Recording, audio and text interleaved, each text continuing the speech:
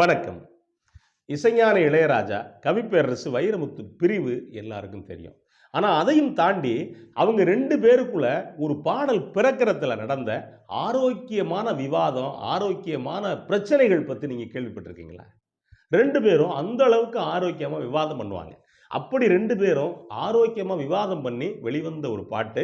அந்த பாட்ட பத்தி தான் பார்க்க போறோம். இன்னும் சொல்லப்போனா, கவிப்பேரரசு வைரமுத்து அந்த பாட்டு வரிகள எவ்வளவோ சொல்றாங்க. கடைசி வரைக்கும் மாத்த முடியாது அப்படிங்கிறாரு. கடைசியில ஒரு சொல்லையாவது மாத்துங்க அப்படிங்கிறாங்க. கடைசி வரைக்கும் மாத்தவே இல்ல. அப்படி மாத்தாம வெளிவந்த ஒரு வித்தியாசமான பாட்டு.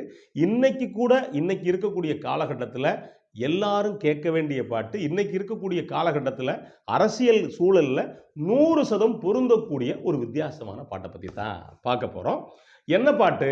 என்ன படம் அப்படின்னா, எஸ்.ஏ. சந்திரசேகர் இயக்கத்தில ரஜினிகாந்த், பாக்யராஜ், அம்பிகா மற்றும் பலர் நடிச்சு வெளிவந்த நான் சிவப்பு மனிதன் அப்படிங்கிற திரைப்படம் 1985ல வெளிவந்தது.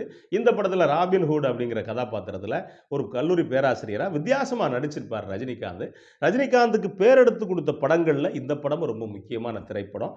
இந்த படத்துல பல பேர் பாட்டு எழுதியிருப்பாங்க. குறிப்பா புலமைப்பித்தன் எழுதியிருப்பாரு, வாலி எழுதியிருப்பாரு, மேத்தா எழுதியிருப்பாரு, கங்கையமரன் எழுதியிருப்பாரு, கவிப்பேரரசு வைரமுத்தும் ஒரு பாட்டை எழுதியிருப்பாரு.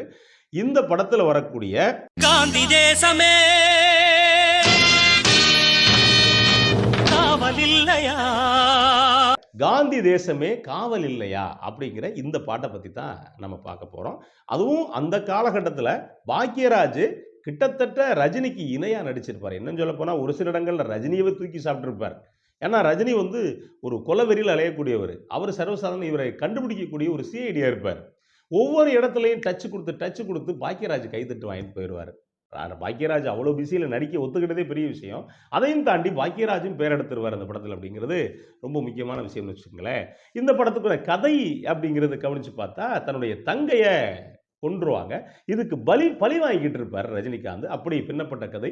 பொதுவாக எஸ்.ஏ. சந்திரசேகர் படங்கள் அப்படின்னாலே அரசியல் அடி இல்லாமல் இருக்காது அப்படிங்கிறதான் யதார்த்தம். அதில் இந்த பாட்டு எப்படிப்பட்ட பாட்டு அப்படின்னா, அன்னைக்கு இல்லை இன்னைக்கும் தான் இருக்கக்கூடிய காலகட்டத்தில் மொத்த அரசியல்வாதிகள் இந்த நாட்டை எப்படி சூறையாடுறாங்க, இந்த மக்களை எப்படி பழி வாங்குறாங்க அப்படின்னு சொல்லப்பட்ட பாட்டு. இசைஞான இளையராஜா அதாவது அந்த அவருக்கே உள்ள அந்த பேட்டர்ன் சக்கு சிக்கு சக்கு சிக்கு சக்கு அந்த பேட்டர்னில் போட்டிருப்பாரு.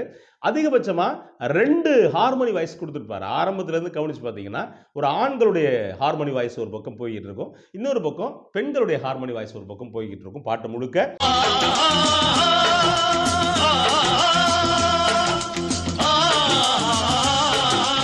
அதாவது இடை இசையிலையும் போகும். அதே மாதிரி அவர் அதிகபட்சமாக பயன்படுத்துகிற இந்த பாட்டுக்குள்ள ட்ரம்பட்டு ஒரு இடத்துல ஷெனாய் பயன்படுத்தியிருப்பார், ஒரு இடத்துல புல்லாங்குழல் பயன்படுத்தியிருப்பார்.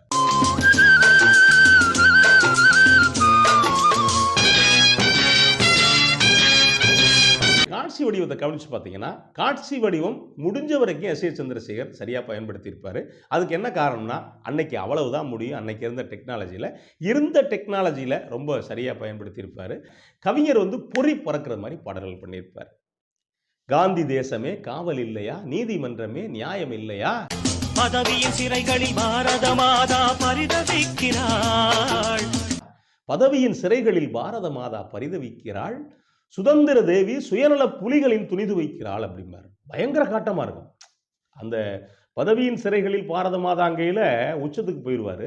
சுதந்திர தேவி சுயநல புலிகளின் துணிது வைக்கிறாள் அப்படிங்கையில இன்னும் காட்டமா போட்டிருப்பார். அந்த காலகட்டத்தில் சரணா காந்தியும் நேருவும் வாங்கிய சுதந்திரம் ஒரு சிலர் உரிமை இல்லை, ஒரு சிலர் உரிமை இல்லை, காந்தியும் நேருவும் வாங்கிய சுதந்திரம் ஒரு சிலர் உரிமை இல்லை, வளமுண்டு குறைவில்லை, ஏழைக்கு நிறைவில்லை, வறுமைக்கு வறுமை இல்லை அப்படின்னு இருப்பார்.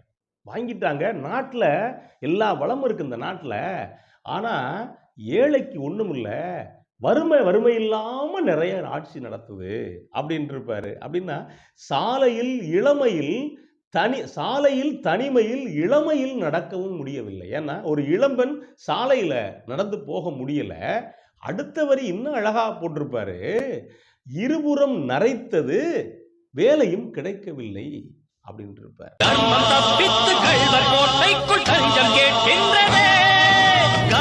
தர்மம் தப்பித்து கள்வர் வீட்டுக்குள் தஞ்சம் கேட்கின்றதே அப்படின்னு இருப்பார். யோசிச்சு பாருங்கள் அந்த காட்சியை.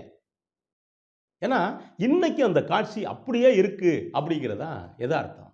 அடுத்த சரணம் போட்டிருப்பாரு, இந்திய தேசத்தை காக்கின்ற வீரர்கள் எல்லையில் நிறைந்திருப்பார், நாட்டை காசுக்கு காட்டியே கொடுப்பவர்கள் ஊருக்குள் ஒளிந்திருப்பார் அப்படின்றிருப்பார். இப்போ யோசிச்சு பாருங்களேன், நம்ம இந்த நாட்டை காக்கக்கூடிய எல்லையில் நின்று பனியில் வெயிலில் இருக்கக்கூடியவங்க செத்தா மட்டும்தான் மரியாதை கொடுக்குறோம். ஆனால் இங்கேருந்து போகக்கூடிய இந்த நாட்டை காசுக்கு காட்டி கொடுக்குறவங்க, விற்கிறவங்க ஒரு சில பேர் நல்லா வேஷம் போட்டுக்கிட்டு இருப்பாங்க. ஒரு சில நேரத்தில் இராணுவ வீரன் மாதிரி போய் அப்படி கூட வேஷம் போட்டு போயிட்டு வருவாங்கன்னு வச்சுக்கோங்களேன். அதே மாதிரி அடுத்த வரி இன்னைக்கு இரத்த சாட்சியாக இருக்கக்கூடிய வரி. என்ன வரி போட்டிருப்பார் அப்படின்னா, இசையை போதித்த தேசத்தில் ரத்தத்தின் ஆறுகள் ஓடுதடா, ஆறுகள் ஓடுதடா. அகிம்சையை போதித்த தேசத்தில் ரத்தத்தின் ஆறுகள் ஓடுதடா அப்படின்னு இருப்பாரு. எங்க ஓடுது? இப்பவும் மணிப்பூர்ல ஓடிக்கிட்டு இருக்கு. எத்தனை வருஷம் கழிச்சு? சுதந்திரம் வாங்கி எத்தனை வருஷம் கழிச்சு? இந்த பாட்டு வந்து இன்னைக்கு 30 வருஷம் கழிச்சு இப்பவும் வந்து அங்க ரத்த ஆறுகள் ஓடுது அப்படின்னு இருப்பாரு. அடுத்து ஏழையின் கூரையில் ஏற்றிய தீக்கனல் வான்வரை ஏறுதடா அப்படின்னு இருப்பார். அப்படி போய் இந்த பாட்டை ரொம்ப அழகா முடிச்சிருப்பாரு. உண்மையிலேயே இப்போ நீங்க கேட்டு பார்த்தா கூட அத்தனை வரிகளும் ரொம்ப காத்திரமான வரிகள். மொத்த இந்திய அரசியல, அதாவது குறுக்கு வெட்டு தோற்றத்துல, நேர்வெட்டு தோற்றத்துல போட்டு பார்க்கக்கூடிய வரிகள். அவ்வளவு அழகான வரிகள். நீங்க கேட்டா மீண்டும் மீண்டும் கேட்க தோண்டும். சரி, இந்த பாட்டுல எங்க பிரச்சனை வந்துச்சு அப்படின்னா, இந்த பாட்டுக்குள்ள ஒரு வரி போட்டிருப்பார் பல்லவியிலேயே, சுதந்திர தேவி சுயநல புலிகளின் துணிது வைக்கிறாள் அப்படின்னு. பல்லவியே முதல்ல மாற்ற சொல்றாங்க. அப்புறம் என்ன சொல்றாங்க அப்படி, வேண்டாம் இந்த வரியை மாத்துங்க அப்படிங்கிறாங்க. எந்த அப்படின்னா, பதவியின் சிறைகளில் பாரத மாதா பரிதவிக்கிறாள், சுதந்திர தேவி சுயநல புலிகளின் துணிது வைக்கிறாள் அப்படிங்கிற இந்த வரியை மாத்துங்க அப்படிங்கிறாங்க.